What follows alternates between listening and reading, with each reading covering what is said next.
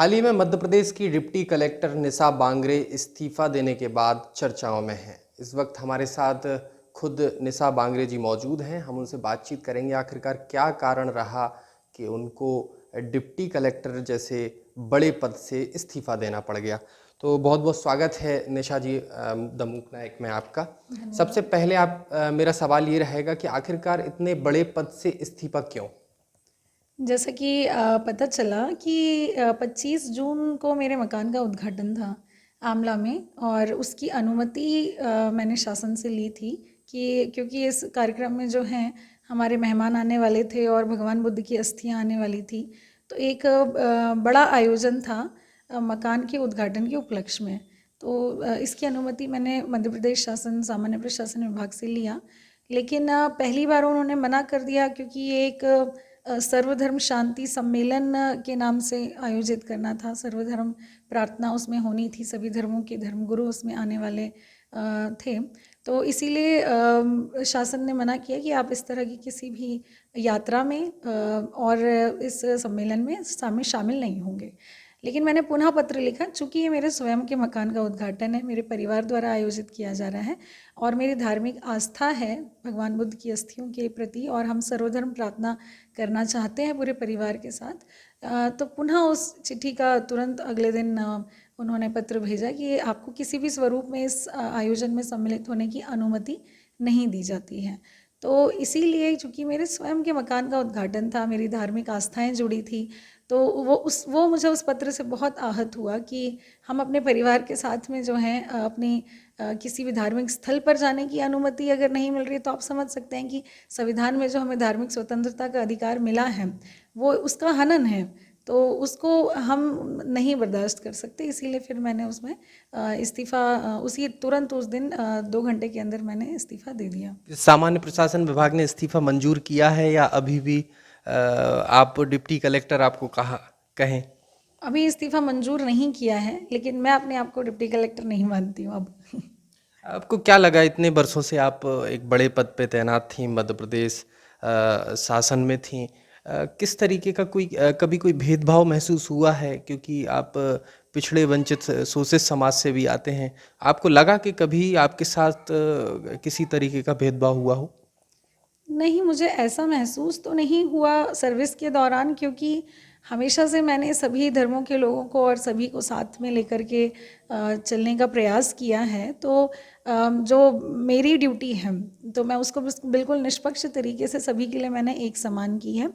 मुझे इस तरह का तो नहीं लगा सर्विस में, लेकिन हाँ, अब ज़रूर लग रहा है कि क्योंकि मैं इस वर्ग की हूँ, शायद इसीलिए एक सर्वधर्म प्रार्थना करने की इजाज़त सरकार ना देना चाहती हो या जो भी उनके कारण हो।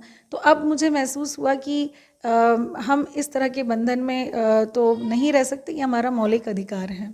आपके नज़रिए से क्या लगता है, सर्वधर्म सम्मेलन हो रहा था, सारे धर्मों के धर्मगुरु प्रार्थना करने वाले थे विश्व शांति के लिए, शांति के लिए, शासन प्रशासन को क्या इससे दिक्कत हो सकती है?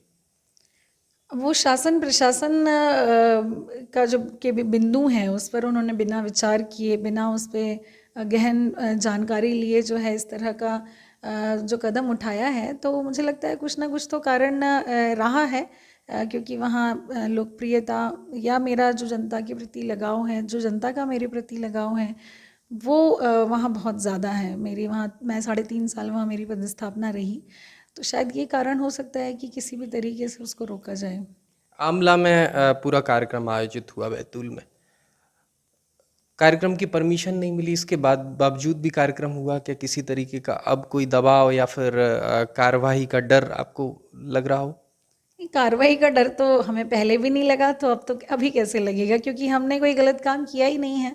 सर्वधर्म प्रार्थना करना या अपने घर में गृह प्रवेश के आयोजन को जिस भी तरीके से जो करना चाहता है वो कर सकता है, और हमारे मेहमान उसमें आ सकते हैं। कोई अपने घर में 200 मेहमान बुलाता है, कोई अपने घर में 20,000 मेहमान बुला सकता है। तो ये तो हमारा एक पर्सनल मैटर है।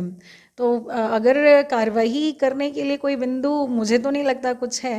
वैसे शासन ढूंढ रही है कि ऐसे बिंदु निकाले जाएं जिस पर कार्रवाई की जाए, लेकिन हमारा मन साफ है, तो हमें मालूम है कि हमारे साथ गलत नहीं होगा और माननीय मुख्यमंत्री जी को गलत रिपोर्टिंग करके मिसगाइड करके जो है इस कार्यक्रम की अनुमति को रोका गया और लेकिन गृह प्रवेश का कार्यक्रम है, उसमें किसी अनुमति की आवश्यकता नहीं है। अब चूंकि अब इस्तीफा आप दे चुके हैं, आगे किस तरीके से काम करेंगे? आगे क्या आपने सोचा है? आगे तो अब मैं कल ही फ्री हुई हूँ, सारे मेहमान हमारे कल ही गए हैं। अब हम परिवार के साथ बैठ कर के विचार करेंगे। हमारा उद्देश्य तो शोषित वंचित समाज को, जो पीड़ित समाज के लोगों के लिए लड़ना हमेशा से ही रहा है। ये कोई आज की बात नहीं है। बचपन से ही मुझे यही प्रेरणा मिली है कि हम जिस भी पद पर जाएं उसके साथ न्याय करें और हमारा उद्देश्य जो है वो पंक्ति के अंतिम व्यक्ति तक पहुंचने का होना चाहिए।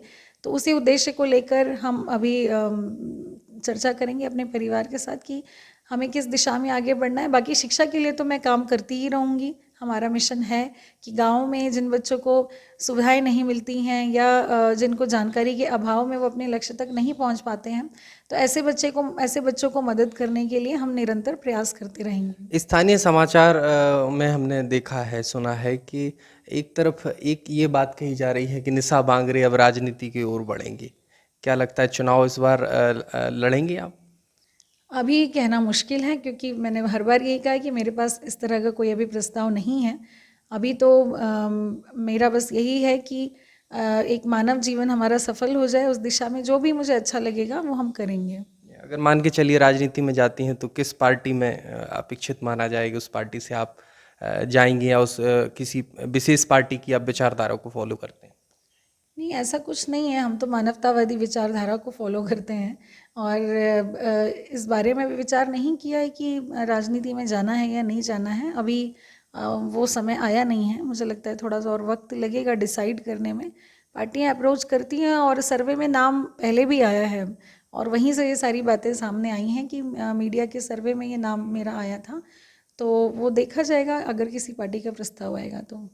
तो हमारे साथ थी निशा बांगरे, जिन्होंने साफ तौर पर ये कहा है कि अगर कोई प्रस्ताव आता है तो ज़रूर विचार किया जाएगा।